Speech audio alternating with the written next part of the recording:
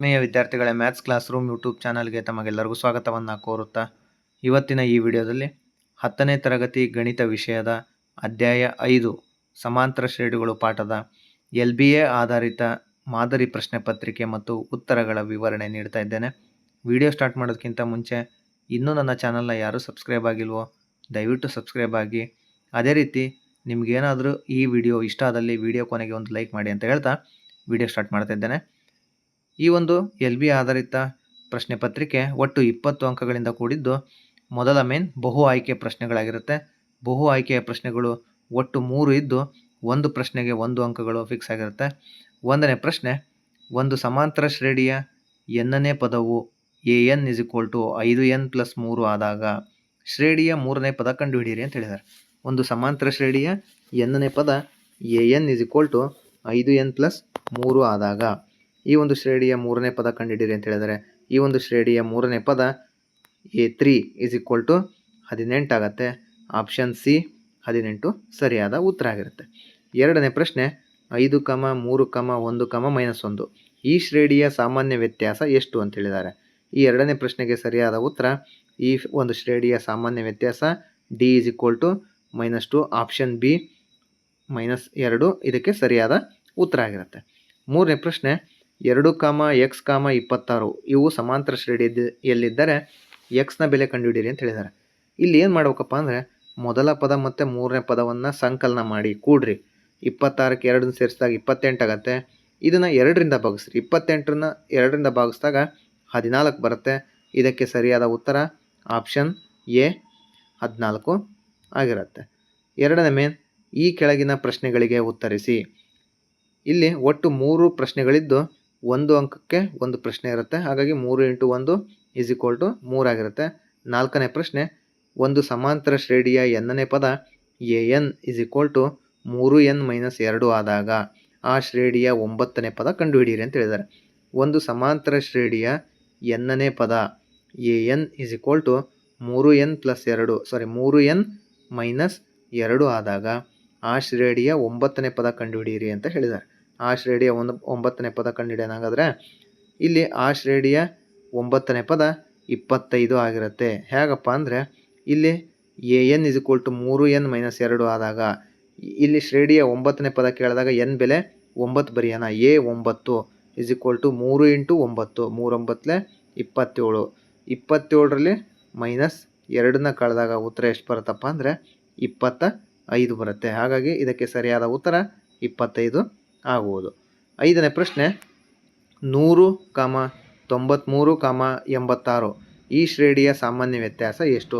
ಈ ಒಂದು ಶ್ರೇಣಿಯ ಸಾಮಾನ್ಯ ವ್ಯತ್ಯಾಸ -7 ಆಗುತ್ತೆ. ಹೇಗಪ್ಪ ಅಂದರೆ, ಇಲ್ಲಿ ನೋಡ್ರಿ, 100, 93, 86 ಇಲ್ಲಿ ಮೊದಲ ಪದ 100, ಎರಡನೇ ಪದ 93, ಮೂರನೇ ಪದ 86 ಆಗಿದೆ. ಇಲ್ಲಿ ಎರಡನೇ ಪದದಲ್ಲಿ ಒಂದನೇ ಪದ ಕಳೆದಾಗ 93ರಲ್ಲಿ 100 ಕಳೆದ್ರೆ -7 ಆಗುತ್ತೆ. ಅದೇ ರೀತಿ 86ರಲ್ಲಿ 93ನ್ನು ಕಳೆದಾಗ ಡಿ ಸಾಮಾನ್ಯ ವ್ಯತ್ಯಾಸ -7 ಆಗುವುದು. ಆರನೇ ಪ್ರಶ್ನೆ, ಒಂದು ಸಮಾಂತರ ಶ್ರೇಣಿಯಲ್ಲಿ AN = 2n + 1 ಆದಾಗ ಒಂದು ಸಮಾಂತರ ಶ್ರೇಣಿಯಲ್ಲಿ AN = 2n + 1 ಆದಾಗ ಸಮಾಂತರ ಶ್ರೇಣಿಯ ಸಾಮಾನ್ಯ ವ್ಯತ್ಯಾಸ ಕಂಡುಹಿಡಿಯಿರಿ ಅಂತ ಹೇಳಿದ್ದಾರೆ. ಒಂದು ಸಮಾಂತರ ಶ್ರೇಣಿಯಲ್ಲಿ AN = 2n + 1 ಆದಾಗ ಇಲ್ಲಿ ನಾನು ಏನು ಬರ್ಕೊಂತೀನಪ್ಪ ಅಂದರೆ, ಇದಕ್ಕೆ ಸರಿಯಾದ ಉತ್ತರ ಸಾಮಾನ್ಯ ವ್ಯತ್ಯಾಸ 2 ಆಗುತ್ತೆ. ಹೇಗಪ್ಪ 2 ಆಗತ್ತಪ್ಪ ಅಂದರೆ, ಇಲ್ಲಿ ಒಂದು ಸಮಾಂತರ ಶ್ರೇಣಿಯಲ್ಲಿ AN = 2n + 1 ಆದಾಗ ಇಲ್ಲಿ n ನ ಬೆಲೆ 1ನ ಹಾಕ್ರಿ, ಅದೇ ರೀತಿ n ನ ಬೆಲೆ 2ನ ಹಾಕ್ರಿ, ಅದೇ ರೀತಿ n ನ ಬೆಲೆ 3 ಹಾಕಿ ಆದೇಶ ಮಾಡಿದಾಗ ನಮಗೆ ಮೊದಲ ಪದ ಸಿಗುತ್ತೆ, ಎರಡನೇ ಪದ ಸಿಗುತ್ತೆ, ಮೂರನೇ ಪದ ಸಿಗುತ್ತೆ. ಎರಡನೇ ಪದದಲ್ಲಿ ಒಂದನೇ ಪದ ಕಳೆದಾಗ ಸಾಮಾನ್ಯ ವ್ಯತ್ಯಾಸ ಸಿಗುತ್ತೆ. ಅದೇ ರೀತಿ ಮೂರನೇ ಪದದಲ್ಲೂ ಕೂಡ ಎರಡನೇ ಪದ ಕಳೆದಾಗ ಸಾಮಾನ್ಯ ವ್ಯತ್ಯಾಸ ಸಿಗುತ್ತೆ. ಹಾಗಾಗಿ ಆರನೇ ಪ್ರಶ್ನೆಗೆ ಸರಿಯಾದ ಉತ್ತರ ಸಾಮಾನ್ಯ ವ್ಯತ್ಯಾಸ 2 ಆಗಿರುತ್ತೆ. ಇದಿಷ್ಟು ಎರಡನೇ ಮೇನ್ನ ಪ್ರಶ್ನೆಗೆ ಉತ್ತರ ಆಗಿದೆ. ಮೂರನೇ ಮೇನ್, ಕೆಳಗಿನ ಪ್ರಶ್ನೆಗಳಿಗೆ ಉತ್ತರಿಸಿ. ಇಲ್ಲಿ ಒಟ್ಟು 5 ಪ್ರಶ್ನೆಗಳಿದ್ದು, ಒಂದು ಪ್ರಶ್ನೆಗೆ 2 ಅಂಕಗಳಾಗಿರುತ್ತೆ. ಮೊದಲ ಪ್ರಶ್ನೆ, 7ನೇ ಪ್ರಶ್ನೆ, 1, 5, 9 ಈ ಒಂದು 20 ಪದಗಳ ಮೊತ್ತವನ್ನು, ಈ ಒಂದು ಶ್ರೇಣಿಯ 20 ಪದಗಳ ಮೊತ್ತವನ್ನು ಸೂತ್ರ ಉಪಯೋಗಿಸಿ ಕಂಡುಹಿಡಿಯಿರಿ ಅಂತ ಹೇಳಿದ್ದಾರೆ. 7ನೇ ಪ್ರಶ್ನೆ. ಹಾಗಾದರೆ ಈ ಒಂದು ಸೂತ್ರ ಯಾವುದಪ್ಪ? ಈ ಒಂದು ಲೆಕ್ಕಕ್ಕೆ ಸೂಕ್ತವಾದ ಸೂತ್ರ SN = n/2 2a + n - 1 × d. ಈ ಒಂದು ಶ್ರೇಣಿಯ ಪ್ರಕಾರ ಎ ಬೆಲೆ 1, ಡಿ ಬೆಲೆ 4, ಎನ್ನ ಬೆಲೆ 20 ಆಗುತ್ತೆ. ಎಸ್ 20 ಕಂಡುಹಿಡಬೇಕು. 20 ಪದಗಳ ಮೊತ್ತ ಅಂತ ಹೇಳಿದ್ದಾರೆ. ಹಾಗಾಗಿ S 20 is equal to n/2 ಅಂದರೆ 20/2, 2a ಅಂದರೆ 2 × 1 ಪ್ಲಸ್ n-1 ಅಂದರೆ 20 - 1 ಇಂಟು ಡಿ ಅಂದರೆ 4. ಇಲ್ಲಿ 20ನ್ನು 2ರಿಂದ ಭಾಗಿಸಿದಾಗ 10 ಬರುತ್ತೆ. ಇಂಟು ದಿ ಬ್ರಾಕೆಟ್ 2 1 2, 20ರಲ್ಲಿ 1 ಕಳೆದರೆ 19 ಇಂಟು 4. ಇಲ್ಲಿ ಬ್ರಾಕೆಟ್ ಒಳಗಿರೋ ಟರ್ಮ್ಗಳನ್ನ ಎಲ್ಲ ಫಸ್ಟ್ ಸರಿ ಮಾಡ್ಕೊಂಬಿಡೋಣ. 2 ಪ್ಲಸ್ 19 4 76, 76 ಜೊತೆಗೆ 2ನ್ನು ಕೂಡಿಸಿದಾಗ 78 ಬರುತ್ತೆ. ಈ 78ನ್ನು 10ರೊಂದಿಗೆ ಗುಣಿಸಿದಾಗ 780 ಬರುತ್ತೆ.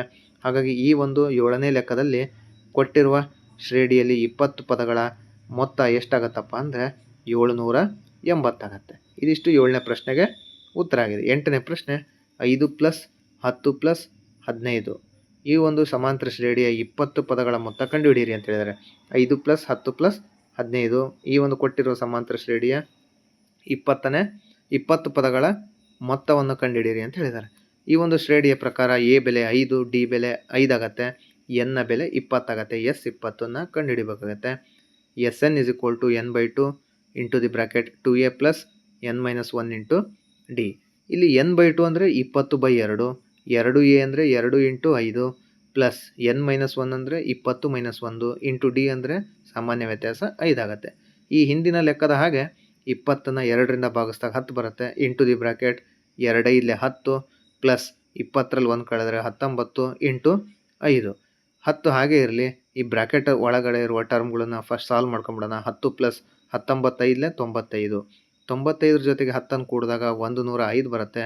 ಈ 105ನ್ನು 10ರೊಂದಿಗೆ ಗುಣಿಸಿದಾಗ 1050 ಬರುತ್ತೆ. ಹಾಗಾಗಿ 8ನೇ ಲೆಕ್ಕ ಏನಿದೆ 5, 10, 15 ಈ ಒಂದು ಸಮಾಂತರ ಶ್ರೇಣಿಯ 20 ಪದಗಳ ಮೊತ್ತ 1050 ಆಗತ್ತೆ. 9ನೇ ಪ್ರಶ್ನೆ 5, 9, 13 ಈ ಒಂದು ಸಮಾಂತರ ಶ್ರೇಣಿಯ 21ನೇ ಪದ ಕಂಡುಹಿಡಿಯಿರಿ. ಇಲ್ಲಿ ಮೊತ್ತಕ್ಕೂ ಪದಕ್ಕೂ ವ್ಯತ್ಯಾಸ ಇದೆ. ಮೊತ್ತ ಅನ್ನೋ ವರ್ಡ್ ಬಂತಪ್ಪ ಅಂದರೆ SN ಸೂತ್ರ, ಬರೀ 21ನೇ ಪದ ಅಂತ ಕೇಳಿದರೆ AN ಸೂತ್ರ ಬಳಸಬೇಕಾಗತ್ತೆ. ಹಾಗಾಗಿ ಇಲ್ಲಿ ನಾನು ಹಿಂದಿನ ಲೆಕ್ಕದಲ್ಲಿ SN ಸೂತ್ರ ಬಳಸಿದ್ದೆ, ಈ ಒಂದು ಲೆಕ್ಕದಲ್ಲಿ AN ಸೂತ್ರ ಬಳಸ್ತೀನಿ. 5, 9, 13 21ನೇ ಪದವನ್ನು ಕಂಡುಹಿಡಿಯಿರಿ ಅಂತ ಹೇಳಿದ್ದಾರೆ. ಕೊಟ್ಟಿರುವ ಒಂದು ಶ್ರೇಣಿಯ ಪ್ರಕಾರ ಮೊದಲ ಪದ ಎ 5 ಆಗುತ್ತೆ, ಡಿ ಸಾಮಾನ್ಯ ವ್ಯತ್ಯಾಸ, ಮುಂದಿನ ಪದದಲ್ಲಿ ಹಿಂದಿನ ಪದ ಕಳಿತೀನಿ 4 ಆಗುತ್ತೆ. 21ನೇ ಪದ ಕಂಡುಹಿಡಿಯಿರಿ ಅಂತ ಹೇಳಿದಾರಲ್ಲ, ಹಾಗಾಗಿ ಎನ್ನ ಬೆಲೆ 21 ಆಗುತ್ತೆ. ಎ 21ನ್ನ ನಾವೇನು ಮಾಡಬೇಕು, ಕಂಡುಹಿಡಿಬೇಕಾಗತ್ತೆ. ಸೂತ್ರ AN is equal to a plus n-1 into D. ಇಲ್ಲಿ AN A 21 is equal to a plus ಅಂದರೆ 5 ಪ್ಲಸ್ n-1 ಅಂದರೆ 21 - 1 ಇಂಟು ಡಿ ಅಂದರೆ 4. ಇಲ್ಲಿ 21ನ್ನ 1ರಿಂದ ಕಳೆದಾಗ 20 ಬರುತ್ತೆ. ಈ 20ನ್ನ 4ರಿಂದ ಗುಣಿಸಿದಾಗ 80 ಬರುತ್ತೆ. ಈ 80ನ್ನು 5ರೊಂದಿಗೆ ಸಂಕಲನ ಮಾಡಿದಾಗ 85 ಬರುತ್ತೆ. ಹಾಗಾಗಿ ಈ ಒಂದು ಶ್ರೇಣಿಯ 21ನೇ ಪದ 85 ಆಗುವುದು. 8ನೇ ಲೆಕ್ಕ ಇದರ ಒಂದು ಶ್ರೇಣಿಯ 21ನೇ ಪದ ಎಷ್ಟು ಬರುತ್ತಪ್ಪ ಅಂದರೆ ಈ ಒಂದು ಶ್ರೇಣಿಯ 21ನೇ ಪದ 85 ಆಗುವುದು. 10ನೇ ಲೆಕ್ಕ 2, 5, 8 ಈ ಒಂದು ಸಮಾಂತರ ಶ್ರೇಣಿಯ 30ನೇ ಪದವನ್ನು ಸೂತ್ರ ಉಪಯೋಗಿಸಿ ಕಂಡುಹಿಡಿಯಿರಿ ಅಂತ ಹೇಳಿದ್ದಾರೆ. ಇಲ್ಲೂ ಕೂಡ AN ಸೂತ್ರದ ಲೆಕ್ಕ ಆಗಿರೋದ್ರಿಂದ ಈ ಒಂದು ಶ್ರೇಣಿಯ 10ನೇ ಲೆಕ್ಕದಲ್ಲಿ ಈ ಒಂದು ಶ್ರೇಣಿಯ ಮೊದಲ ಪದ ಎ ಎಷ್ಟಾಗುತ್ತಪ್ಪ ಅಂದರೆ 2, ಸಾಮಾನ್ಯ ವ್ಯತ್ಯಾಸ ಡಿ 3 ಆಗುತ್ತೆ. 30ನೇ ಪದ ಕಂಡುಹಿಡಿಯಿರಿ ಅಂತ ಹೇಳಿದಾರಲ್ಲ, ಹಾಗಾಗಿ ಎನ್ನ ಬೆಲೆ 30, ಎ 30ನ್ನು ಕಂಡುಹಿಡಿಬೇಕಾಗತ್ತೆ. ಒಂದು ಸೂತ್ರ AN is equal to a plus n-1 into D. A 30 is equal to a plus ಅಂದರೆ 2 ಪ್ಲಸ್ n-1 ಅಂದರೆ 30 - 1 ಇಂಟು ಡಿ ಅಂದರೆ 3. ಇಲ್ಲಿ 2 ಹಾಗೆ ಬರ್ಕೊತೀನಿ. 30ರಲ್ಲಿ 1 ಕಳೆದರೆ 29, 29ನ್ನು 3ರೊಂದಿಗೆ ಗುಣಿಸಿದಾಗ 87 ಬರುತ್ತೆ. 87ನ್ನು 2ರ ಜೊತೆಗೆ ಕೂಡಿಸಿದಾಗ 89 ಬರುತ್ತೆ. ಹಾಗಾಗಿ 10ನೇ ಲೆಕ್ಕದಲ್ಲಿ ಕೊಟ್ಟಿರುವ ಸಮಾಂತರ ಶ್ರೇಣಿಯ ಎಷ್ಟನೇ ಪದ ಅಂತ ಕೇಳಿದರೆ 30ನೇ ಪದ. ಈ ಒಂದು 2, 5, 8 ಈ ಒಂದು ಸಮಾಂತರ ಶ್ರೇಣಿಯ 30ನೇ ಪದವನ್ನು ಕಂಡುಹಿಡಿಯಿರಿ ಅಂತ ಹೇಳಿದ್ದಾರೆ. ಹಾಗಾಗಿ ಈ ಒಂದು ಶ್ರೇಣಿಯ ಸಮಾಂತರ ಶ್ರೇಣಿಯ 30ನೇ ಪದ 89 ಆಗುವುದು. 11ನೇ ಲೆಕ್ಕ 2 ಅಂಕಿಯ ಎಷ್ಟು ಸಂಖ್ಯೆಗಳು 3ರಿಂದ ಭಾಗ ಆಗುತ್ತೆ. 2 ಅಂಕಿಯ ಎಷ್ಟು ಸಂಖ್ಯೆಗಳು 3ರಿಂದ ಭಾಗ ಆಗುತ್ತೆ ಅಂತ ಈ ಒಂದು ಸೂತ್ರವನ್ನು ಬಳಕೆ ಮಾಡ್ಕೊಂಡು ಕಂಡುಹಿಡಿಯಿರಿ ಅಂತ ಹೇಳಿದ್ದಾರೆ. ಮೊದಲಿಗೆ ನೀವು ಗಮನದಲ್ಲಿ ಇಟ್ಕೊಳ್ರಿ, 2 ಅಂಕಿಯ ಸಂಖ್ಯೆ 3ರಿಂದ ಭಾಗ ಆಗುವ ಮೊದಲ ಅಂಕಿ ಸಂಖ್ಯೆ ಯಾವುದಪ್ಪ ಅಂದರೆ 12. ಅದಕ್ಕಿಂತ ಚಿಕ್ಕದು ಯಾವುದೂ ಇಲ್ಲ. 3 1 3 ಇದು 1 ಅಂಕಿ, 3 2 6 ಇದು ಕೂಡ 1 ಅಂಕಿ, 3 3 9 ಇದು ಕೂಡ 1 ಅಂಕಿ, 3 4 12 ಇದು 2 ಅಂಕಿಯ 3ರಿಂದ ಭಾಗ ಆಗುವ ಮೊದಲ ಸಂಖ್ಯೆ 12 ಆಗಿರುತ್ತೆ. ಕೊನೆಯ ಸಂಖ್ಯೆ ಯಾವುದಾಗಿರುತ್ತೆ? 2 ಅಂಕಿಯ 3ರಿಂದ ಭಾಗ ಆಗುವ ಕೊನೆಯ ಅಂಕಿ ಯಾವುದಪ್ಪ ಅಂದರೆ 99 ಆಗಿರುತ್ತೆ. ಹಾಗಾಗಿ ಈ ಒಂದು ಶ್ರೇಣಿಯ ಮೊದಲ ಪದ 12, ಎರಡನೇ ಪದ 15 ಆಗುತ್ತೆ, ಮೂರನೇ ಪದ 18 ಆಗುತ್ತೆ. ಕೊನೆಯ ಪದ ನೆನಪಿರಲಿ, ಕೊನೆಯ ಪದವನ್ನು ನಾನು AN ಅಂತ ಬರ್ಕೊತೀನಿ ಅಥವಾ ಎಲ್ ಅಂತನಾದರೂ ಬರಿಬೋದು. ಕೊನೆಯ ಪದ 99. 2 ಅಂಕಿಯ 3ರಿಂದ ಭಾಗ ಆಗುವ ಕೊನೆಯ ಸಂಖ್ಯೆ ಯಾವುದಪ್ಪ ಅಂದರೆ 99 ಆಗುತ್ತೆ. ಹಾಗಾಗಿ ಈ ಒಂದು ಶ್ರೇಣಿಯ ಪ್ರಕಾರ ಮೊದಲ ಪದ A 12, ಸಾಮಾನ್ಯ ವ್ಯತ್ಯಾಸ D 3. ಇದು 3ರಿಂದ ಭಾಗ ಆಗುವ ಅಂತ ಕೇಳಿದಾರಲ್ಲ, ಹಾಗಾಗಿ D ಬೆಲೆ 3 ಆಗುತ್ತೆ. ಇವು ಎಷ್ಟಿದ್ದಾವೆ ಅಂತ ಕಂಡುಹಿಡಿಬೇಕಲ್ಲ, ಹಾಗಾಗಿ ಎನ್ನ ಬೆಲೆ ಗೊತ್ತಿಲ್ಲ. AN ಬೆಲೆ ಕೊಟ್ಟಿದ್ದಾರೆ, ಕೊನೆಯ ಪದ 99 ಆಗುತ್ತೆ. ಇಲ್ಲಿ AN = A + n - 1 × D ಸೂತ್ರ ಹಾಕ್ಕೊಳ್ತಾನೆ. AN ಇದ್ದ ಹತ್ರ 99 ಬರೀತಾನೆ. A ಅಂದರೆ 12 ಪ್ಲಸ್ n ಬೆಲೆ ಗೊತ್ತಿಲ್ಲ, ಹಾಗಾಗಿ n - 1 ಇಂಟು D ಅಂದರೆ 3 ಬರ್ಕೊತೀನಿ. ಇಲ್ಲಿ ಬಲಗಡೆಯಲ್ಲಿರುವ 12 ಎಡಗಡೆ ಬಂದಾಗ -12 ಆಗುತ್ತೆ. 99 - 12 = n - 1 ಇಂಟು 3 ಆಗುತ್ತೆ. 99ರಲ್ಲಿ 12 ಕಳೆದ್ರೆ 87 ಆಗುತ್ತೆ. 87 = n - 1 ಇಂಟು 3. ಬಲಗಡೆಯಲ್ಲಿ ಗಮನದಲ್ಲಿ ಇಟ್ಕೊಳ್ರಿ, ಇಂಟು 3 ಇದೆ. ಎಡಗಡೆಗೆ ಬಂದಾಗ /3 ಆಗುತ್ತೆ. ಹಾಗಾಗಿ 87 / 3 = n - 1. ಈ ಒಂದು 87ಅನ್ನು 3ರಿಂದ ಭಾಗಿಸಿದಾಗ 29 ಬರುತ್ತೆ. 29 = n - 1. ಬಲಗಡೆಯಲ್ಲಿರುವ -1 ಎಡಗಡೆ ಬಂದಾಗ +1 ಆಗುತ್ತೆ. ಹಾಗಾಗಿ 29 + 1 = n ಆಗುತ್ತೆ. n = 29ಕ್ಕೆ 1 ಕೂಡಿಸಿದಾಗ 30 ಆಗುತ್ತೆ. ಹಾಗಾಗಿ 3ರಿಂದ ಭಾಗ ಆಗುವ 2 ಅಂಕಿಯ ಒಟ್ಟು ಸಂಖ್ಯೆಗಳು ಎಷ್ಟಿದಾವಪ್ಪ ಅಂದರೆ 30 ಇದ್ದಾವೆ. ಇದಿಷ್ಟು 11ನೇ ಪ್ರಶ್ನೆ ಆಗಿರುತ್ತೆ. ಕೊನೆಯ ಮೇನ್ ಯಾವುದಪ್ಪ ಅಂದರೆ 12ನೇ ಪ್ರಶ್ನೆ, ಕೆಳಗಿನ ಪ್ರಶ್ನೆಗಳೊಂದಿಗೆ ಉತ್ತರಿಸಿ. ಇದು 4 ಅಂಕದ ಪ್ರಶ್ನೆ ಆಗಿದ್ದು 12ನೇ ಪ್ರಶ್ನೆ ಹೀಗಿದೆ: ಒಂದು ಸಮಾಂತರ ಶ್ರೇಣಿಯ 4ನೇ ಮತ್ತು 8ನೇ ಪದಗಳ ಮೊತ್ತ. ಅವೆರಡೂ ಪದಗಳನ್ನು ಕೂಡಿಸಿದಾಗ 24 ಬರುತ್ತೆ. ಅದೇ ರೀತಿ 6ನೇ ಪದ ಮತ್ತು 10ನೇ ಪದಗಳ ಮೊತ್ತ A6 A10 ಕೂಡಿಸಿದಾಗ 44 ಬರುತ್ತೆ. ಹಾಗಾಗಿ ಆ ಶ್ರೇಣಿಯ ಮೊದಲ 3 ಪದ ಕಂಡುಹಿಡಿಯಿರಿ ಅಂತ ಹೇಳಿದ್ದಾರೆ. ಈ ಒಂದು ಪ್ರಶ್ನೆ ಪ್ರಕಾರ ನಾನು ಸುಲಭವಾಗಿ ಹೇಳ್ತೀನಿ ಕೇಳ್ರಿ.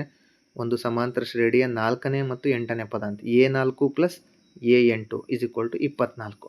ಅದೇ ರೀತಿ A6 + A10 = 44 ಆಗುತ್ತೆ. ಈ ಒಂದು ಸಮೀಕರಣ ಬಳಕೆ ಮಾಡ್ಕೊಂಡು ಮೊದಲ 3 ಪದಗಳನ್ನು ನಾವೇನು ಮಾಡಬೇಕು, ಕಂಡುಹಿಡಿಬೇಕಂತ.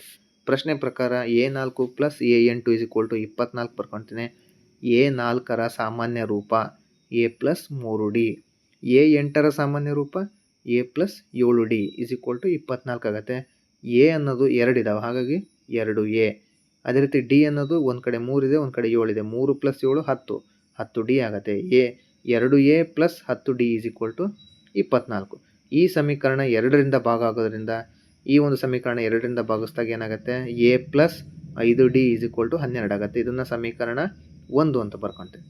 ಅದರಲ್ಲಿ ಇನ್ನೊಂದು ಕಂಡೀಷನ್ ಏನಿದೆ, 6ನೇ ಪದ ಮತ್ತು 10ನೇ ಪದಗಳ ಮೊತ್ತ 44 ಇದೆ. ಹಾಗಾಗಿ A6 + A10 = 44 ಬರ್ಕೊಳ್ತೇನೆ. A6 6ರ ಸಾಮಾನ್ಯ ರೂಪ A + 5D, A10 10ರ ಸಾಮಾನ್ಯ ರೂಪ A + 9D = 44. ಇಲ್ಲೂ ಕೂಡ A ಅನ್ನೋದು 2 ಇದೆ, 2A. ಅದೇ ರೀತಿ 9 + 5 14 ಆಗುತ್ತೆ, 14D = 44. ಈ ಸಮೀಕರಣನೂ ಕೂಡ 2ರಿಂದ ಭಾಗ ಮಾಡಿದಾಗ A + 7D = 24 ಬರುತ್ತೆ. ಇದನ್ನು ಸಮೀಕರಣ 2 ಅಂತ ಬರ್ಕೊಳ್ತೀವಿ. ಸಮೀಕರಣ 1 ಮತ್ತು 2ನ್ನ ಒಂದು ಕಡೆಗೆ ಬರ್ಕೊಂಡು ಅಲ್ಲಿ ವರ್ಜಿಸುವ ವಿಧಾನ ಅಪ್ಲೈ ಮಾಡಿದಾಗ A ಕ್ಯಾನ್ಸಲ್ ಆಗುತ್ತೆ. 7Dಯಲ್ಲಿ 5Dಯನ್ನು ನಾನು ಏನು ಮಾಡ್ತೀನಿ, ಮೈನಸ್ ಮಾಡಿದಾಗ 2D ಬರುತ್ತೆ. 2D = 22ರಲ್ಲಿ 12 ಕಳೆದಾಗ 10 ಬರುತ್ತೆ. 2D = 10 ಆದರೆ D = 5 ಆಗುತ್ತೆ. ಈ D ಬೆಲೆ 5ಅನ್ನು ಸಮೀಕರಣ 1 ಅಥವಾ 2ರಲ್ಲಿ ಆದೇಶ ಮಾಡಿದರೆ, ನಾನು ಇಲ್ಲಿ ಸಮೀಕರಣ 1ರಲ್ಲಿ ಆದೇಶ ಮಾಡ್ತೀನಿ. D ಬೆಲೆ 5ಅನ್ನು ಅಪ್ಲೈ ಮಾಡಿದಾಗ A + 5D = 14 ಆಗುತ್ತೆ. A + 5D = 12. ಇಲ್ಲಿ D ಬೆಲೆ 5ಅನ್ನು ಅಪ್ಲೈ ಮಾಡಿದಾಗ A + 5 × 5 = 12. 5 25 ಆಗುತ್ತೆ. ಇದು ಎಡಗಡೆಯಲ್ಲಿರುವ +25 ಬಲಗಡೆ ಹೋದರೆ -25 ಆಗುತ್ತೆ. A = 12 - 25. 12ರಲ್ಲಿ 25 ಕಳೆದರೆ 13 ಬರುತ್ತೆ. ಎ ಬೆಲೆ -13, ಡಿ ಬೆಲೆ 5 ಆಗುತ್ತೆ. ಹಾಗಾದರೆ ಈ ಶ್ರೇಣಿಯ ಮೊದಲ 3 ಪದಗಳು -13, -8, -3 ಆಗುವುದು. ಇದಿಷ್ಟು ಈ ಒಂದು ಘಟಕ 5 ಆದಂತಹ ಸಮಾಂತರ ಶ್ರೇಣಿಯ LBA ಮಾದರಿ ಪ್ರಶ್ನೆ ಪತ್ರಿಕೆ ಮತ್ತು ಉತ್ತರಗಳಾಗಿವೆ. ಮುಂದಿನ ವಿಡಿಯೋದಲ್ಲಿ ಇನ್ನೂ ಹೆಚ್ಚಿನ ಪಾಠಕ್ಕೆ ಮುಂದುವರೆದ ಪಾಠಗಳಿಗೆ ಸಂಬಂಧಿಸಿದ LBA ಆಧಾರಿತ ಪ್ರಶ್ನೆ ಪತ್ರಿಕೆ ಉತ್ತರಗಳ ವಿವರಣೆ ನೀಡ್ತೀನಿ ಅಂತ ಹೇಳ್ತಾ ಈ ವಿಡಿಯೋ ಮುಗಿಸ್ತಾ ಇದ್ದೇನೆ. ಎಲ್ಲರಿಗೂ ಧನ್ಯವಾದಗಳು. ಶುಭ ದಿನ.